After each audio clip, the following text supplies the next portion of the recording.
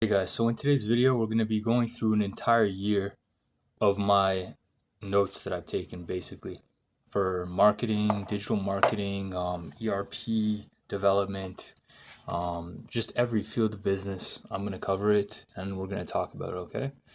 So in no particular order, because I didn't really, I just picked up the notes as I went. You know what I mean? I tried to organize them, but these are pretty random. But it's a lot of good raw material to just provide content to talk to you about certain things. So campaign history custom field. What is that? What is a custom field? A custom field is basically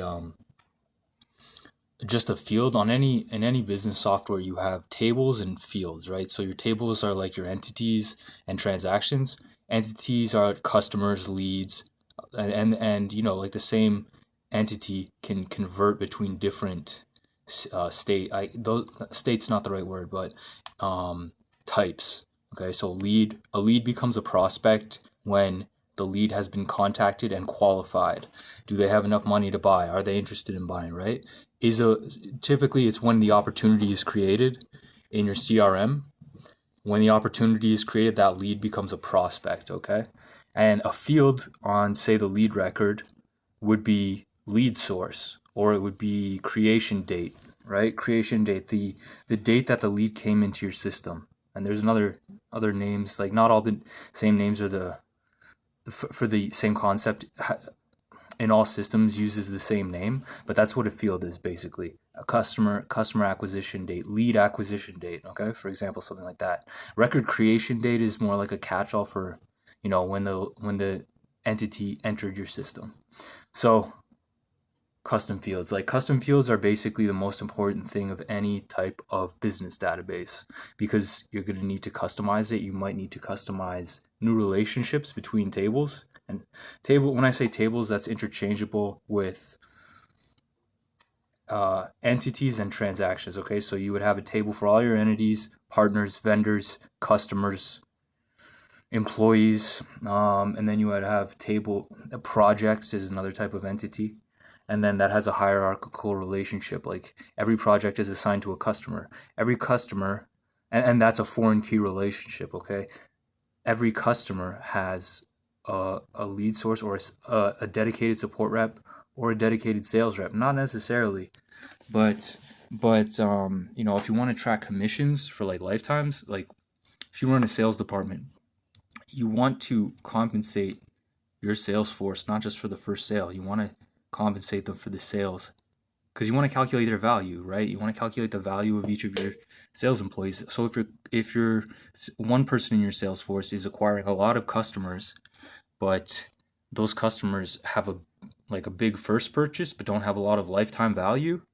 and you can't track it back to each sales rep, like that sales rep might be doing something wrong. He's not as valuable as the other sales rep who might have lower first dollar amounts, but then the customer buys more, right? So you have to track that. You have to track the sales rep and the support rep for each of your customers. Your campaign sources, how was the customer acquired, sorry, and then what was their customer journey, so you can know which channels are effective, etc.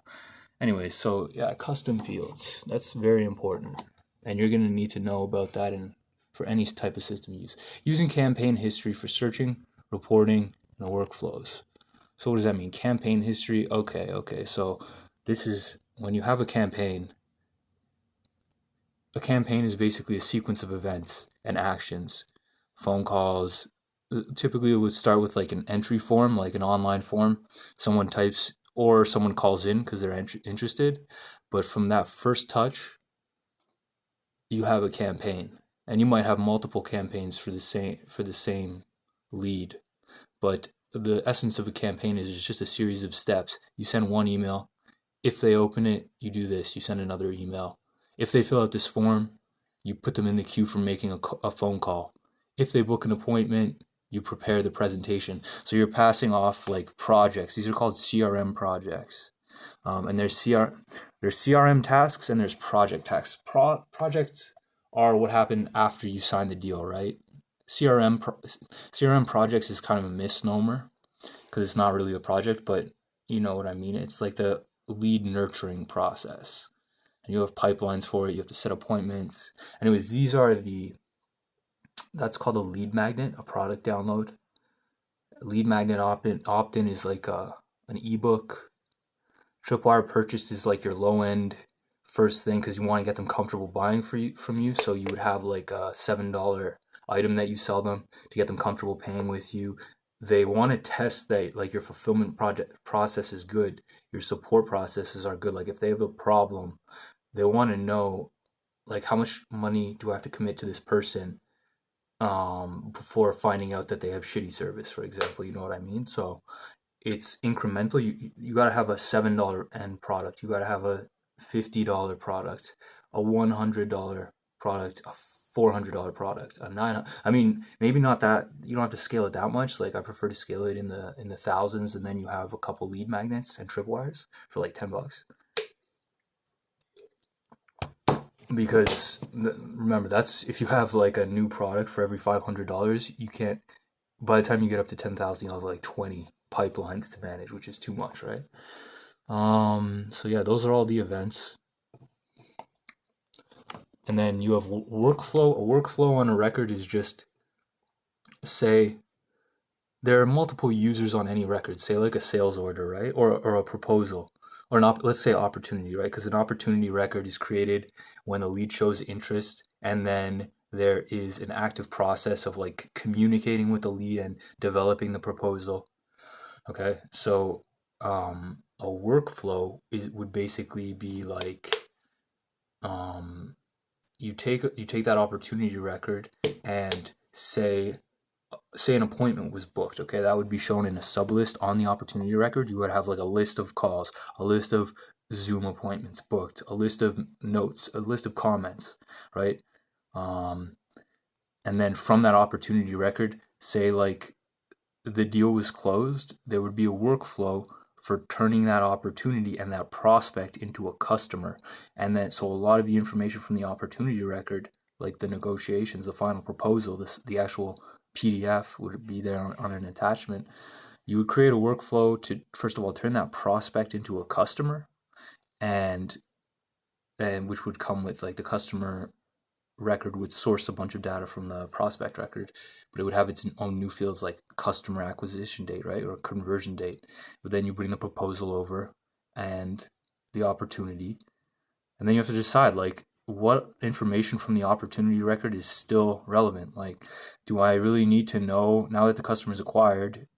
2 years from now, do I really need to know like all the comments that were made on the negotiation process, all that shit, right? So you have to be you have to plan for this, like which fields are important, how the workflows relate to certain fields, because workflows are triggered on fields changing values, right? So say there's like an order, you have a sales order, but then on the customer, that sales order will reference a customer, but on that customer record, there is it has a customer balance that is greater than its allowable credit balance. So let's say it owes you 10 grand in credit, or it has a credit limit. That customer credit has a credit limit of 10 grand, and they're currently at 9 grand, and they're trying to place a $2,000 order. That would put them over the limit, right? So you need a workflow that would from the sales record, from the sales order record, that would be triggered to check the customer record to see if this plus this is greater than this, right? And that's a workflow involving two different records. And those two records and the workflow are connected through fields. The system of record and external primary keys.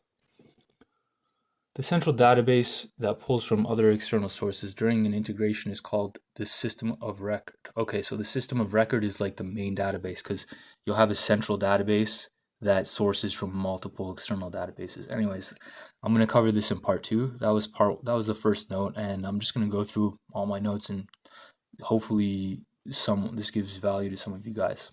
Thanks.